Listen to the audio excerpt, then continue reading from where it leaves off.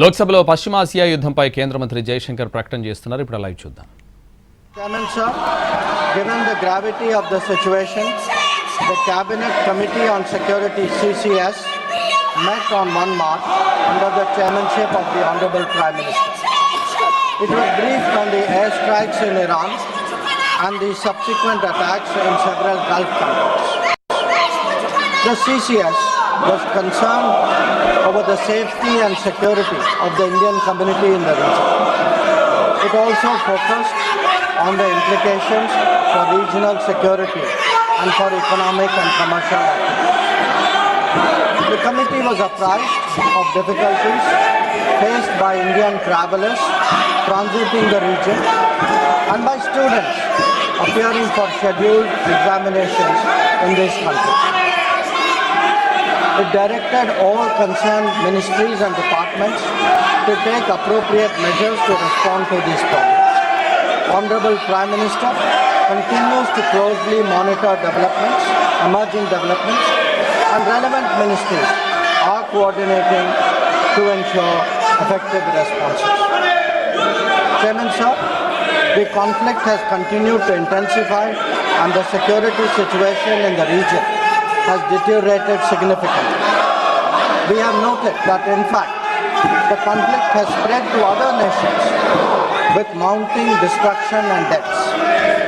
Normal life and economic activities in the entire region are visibly affected and in some cases have come to a halt. We therefore reiterated our call on 3 March for dialogue and diplomacy and spoke up for an early end to the conflict. I am confident, sir, that the entire House joins me in expressing our sorrow at the loss of life.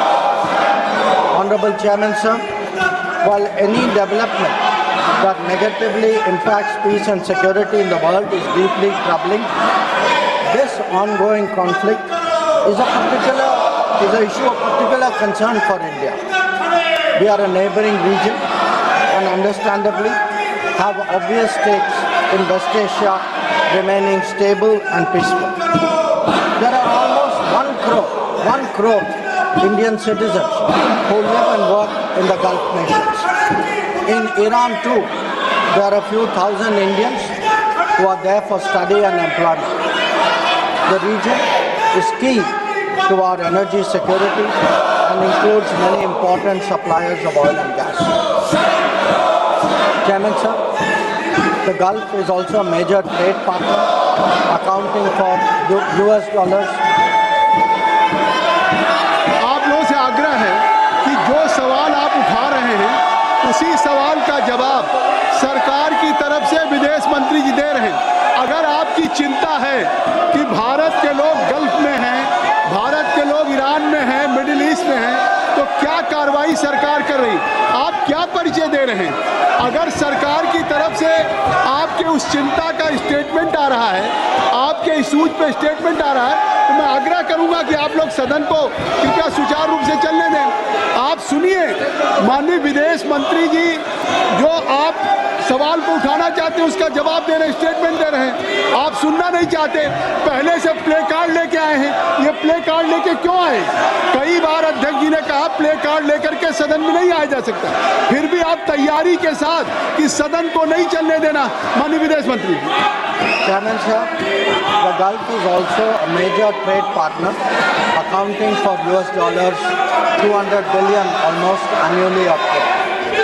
The House is also aware that in the last decade there have been significant investments from the region into the Indian economy.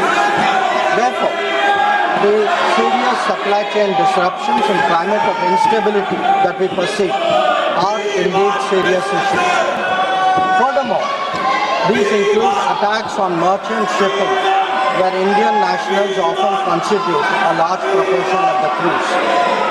We have sadly already lost 2 Indian mariners and 1 remains missing in such incidents. I know, sir, that the House joins me in condoling their deaths.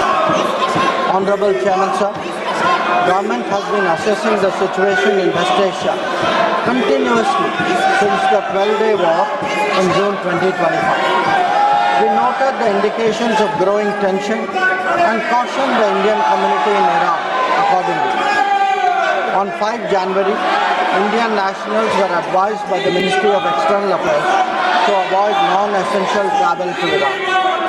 Those already resident there were urged to register with the embassy, exercise due caution, and monitor embassy website and social media handles.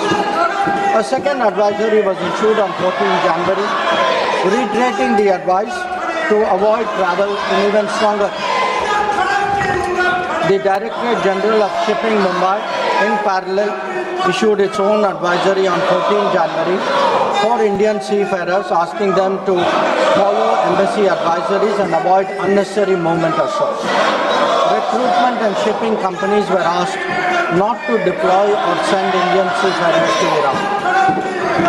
Chairman sir, reflecting our assessment of the evolving situation, the Indian Embassy in Tehran issued an advisory on 14 February urging Indian nationals, including students, pilgrims, business persons and tourists, to leave Iran by all available means of transport, including commercial flights. They were asked to contact the embassy for any assistance and provided with 24/7 helplines. This was again reiterated in very strong terms through another advisory on 23 February. Some heeded these advisories and have left the country. However, many others have disregarded them and remain in Iran. We are also in touch with fishermen who operate out of Iran.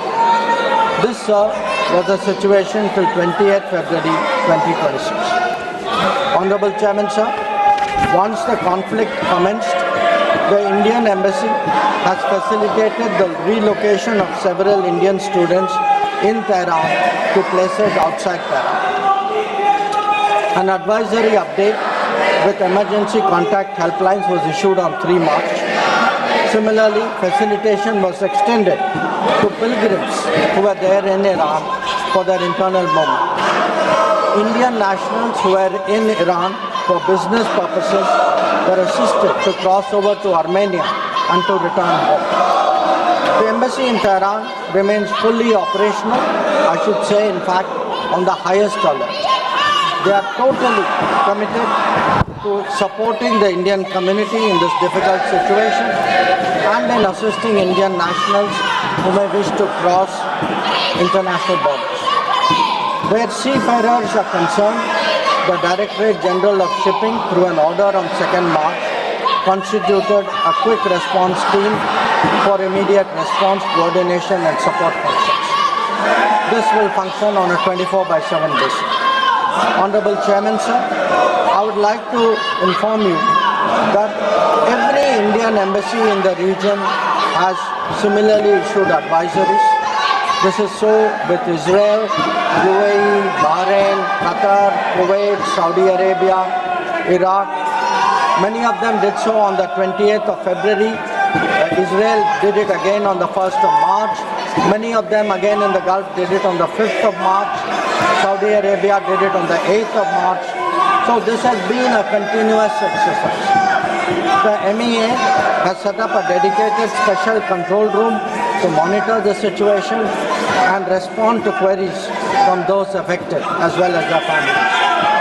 Our last update was issued on the 7th of March.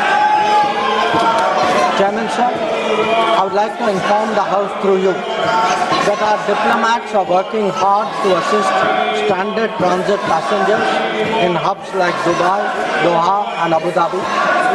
They have facilitated international border crossings for Indian nationals, including from UAE to Oman and from Qatar, Kuwait and Bahrain to Saudi Arabia. Wherever there has been a partial opening of airspace, we have approved and undertaken commercial flights, including non-scheduled flights, for the return of Indian passengers. Our estimate is that about 67,000 of our nationals have done so as a result. So, the Ministry of Civil Aviation has also put out figures for the last 3 days. On the 7th of March, there were a total of 51 inbound flights operated by Indian carriers. 49 on the 8th of March, and there are 50 flights planned for the 9th of March. Chairman, sir, throughout this period, government has maintained close contact with relevant countries. Honorable Prime Minister has personally spoken to the President of UAE, the Amir of Qatar, the Crown Prince of Saudi Arabia, the Crown Prince of Kuwait, the King of Bahrain, the Sultan of Oman, the King of Jordan, and the Prime Minister of Israel. In each case, we received assurances that the well-being of the Indian community will be the priority for the host government. I have similarly been in close touch with my counterparts in these countries. Insofar as the United States is concerned, we have maintained regular contacts through diplomatic channels. While attempts have been made, contacts with Iran